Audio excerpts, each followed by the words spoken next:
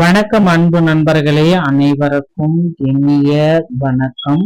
இன்னைக்கு நம்ம இந்த ஒரு வீடியோல எதை பற்றி பார்க்க போறோம் அப்படின்னு பார்த்தீங்கன்னா, டிஆர்பி மற்றும் பள்ளி கல்வித்துறையில வந்திருக்க பல முக்கியமான தகவல்களை பார்க்கலாம்.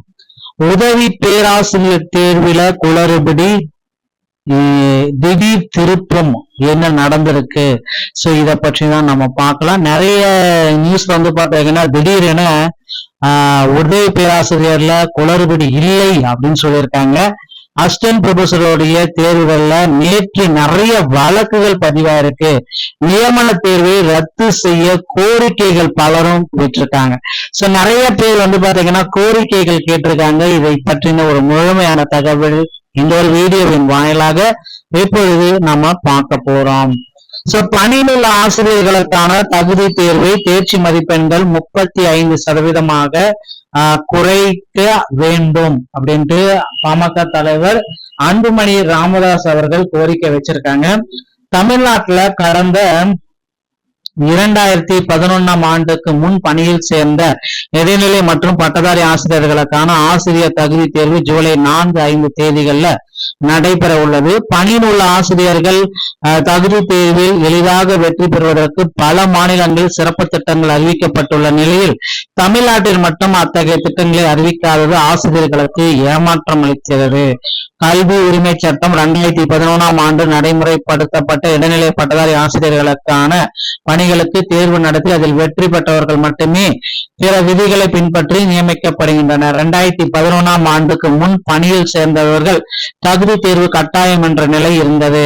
ஆனால் அவர்களுக்கு தகுதி தேர்வை கட்டாயமாக்க வேண்டும் என்ற தொடர்ந்தப்பட்ட வழக்கை உச்சநீதிமன்றம் 2011க்கு முன் பணியில் சேர்ந்த ஆசிரியர்களும் 2028 ஆண்டு ஆகஸ்ட் மாதத்திற்கு முன் தேர்வில் வெற்றி பெற வேண்டும்.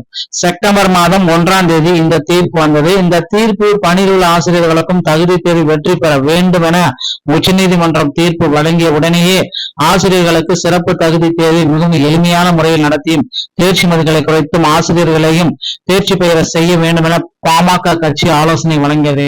அதை அப்போது ஏற்காத திமுக அரசு மத்திய அரசுக்கு கடிதம் எழுதுவது, உச்சநீதிமன்றத்தில் சீராய்வு மனுக்களை தாக்கல் செய்வது உள்ளிட்ட நடவடிக்கைகளை காலம் தாழ்த்தியிருக்காங்க.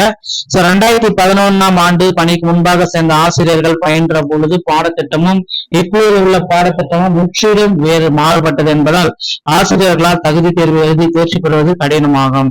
அதனால் அவர்களுக்கு தேர்ச்சி மதிப்பெண்கள்ல சலுகைகள் வழங்க வேண்டும் அப்படின்னு கோரிக்கைகள் வச்சிருக்காங்க.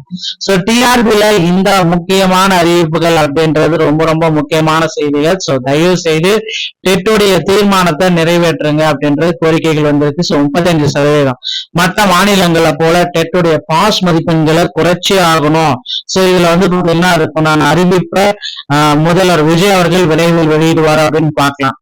அடுத்து இந்த உதவி பேராசிரியர்களுடைய தேர்வுல சிலருடைய மதிப்பெண்கள்ல வண்ண அடையாளம் எல்லாமே போட்டிருக்காங்க. உதவி பேராசிரியர் தேர்வுல குற்றமே நடக்கல அப்படின்ற மாதிரி எல்லாமே இப்ப சொல்லிட்டு இருக்காங்க. சில செய்திகள்ல நீங்களும் கேள்விப்பட்டிருப்பீங்க. இப்ப உதவி பேராசிரியர் தேர்வுல எந்த தவறும் இல்லை. சோ காலேஜ் டிஆர்பி 2026ல எந்த தவறுமே இல்லை, எல்லாமே இப்ப வந்து பாத்தீங்கன்னா விளக்கத்தோட பர்ஃபெக்டா இருக்கு அப்படின்ட்டு சில தரப்பு கூறிட்டாங்க. தவறான காரணங்களுக்காக ஆசிரியர் தேர்வு வாரியம் அதன் மீதான நம்பிக்கையும் நன்மதிப்பையும் இழந்து வருகிறது என பாமக தலைவர் அன்புமணி இந்த குற்றச்சாட்டையும் எடுத்து வைக்கிறாருங்க.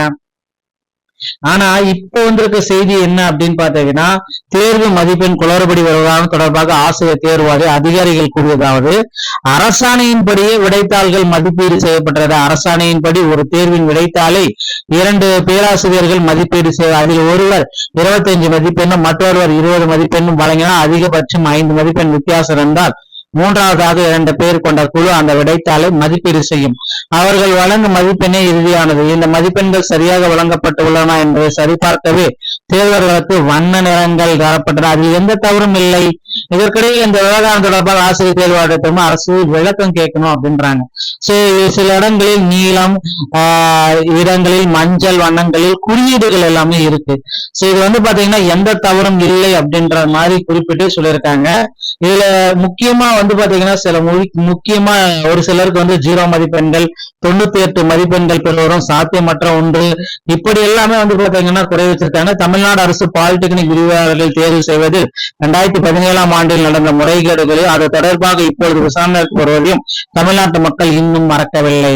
சோ அதனால இந்த தேர்வையை ரத்து செய்யுங்க அப்படின்ற மாதிரி கோரிக்கைகள் பல போயிட்டு இருக்கு. சோ நிச்சயமா இந்த தேர்வுகளை ரத்து செய்யப்படுவதற்கு நிறைய வாய்ப்புகள் இருக்கு மக்களே. சோ 100% இந்த தேர்வு ரத்தாகுமா அப்படின்றத நம்ம விரைவில் எதிர்பார்க்கலாம். அடுத்து டிஆர்பில இன்னும் ஒரு சில முக்கியமான தகவல்கள் நமக்கு வர இருக்கு. அது என்ன அப்படின்னு பாத்தீங்கன்னா, ஆசிரியர் தேர்வு வாரியத்துல முதல்வர் விஜய் அறிவித்த புதிய அறிவிப்புகள் இதுல நடக்குதுங்க. சோ டிஆர்பில 5 புதிய தேர்வுகளை நடத்த இருக்காங்க. எஸ்ஜிடி, டிடி மற்றும் பிஜிடி உடைய புதிய தேர்வுக்குண்டான நோட்டிபிகேஷன் விரைவில் வரும் அப்படின்றது எல்லோருடைய எதிர்பார்ப்புமா இருக்கு. ஆர்ட்ஸ் டிஆர்பி வந்து பாத்தீங்கன்னா 100% ரத்து செய்ய போறது உறுதியாகப்படுது. அதே போல 2013, 17 டெஸ்ட்ல பாஸ் பண்ணவங்க 2011 டெஸ்ட்ல பாஸ் பண்ணவங்களுக்கான போஸ்டிங் எல்லாமே போடணும் அப்படின்ற மாதிரி கோரிக்கைகள் இருக்கு. வெயிட் பண்ணிட்டு இருக்காங்க. சோ அடுத்த தகவல்களுக்காக நம்ம வெயிட் இணைந்திருப்போம். மீண்டும் ஒரு நல்ல தகவலோட நான் உங்களை சந்திக்கிறேன். நன்றி, வணக்கம்.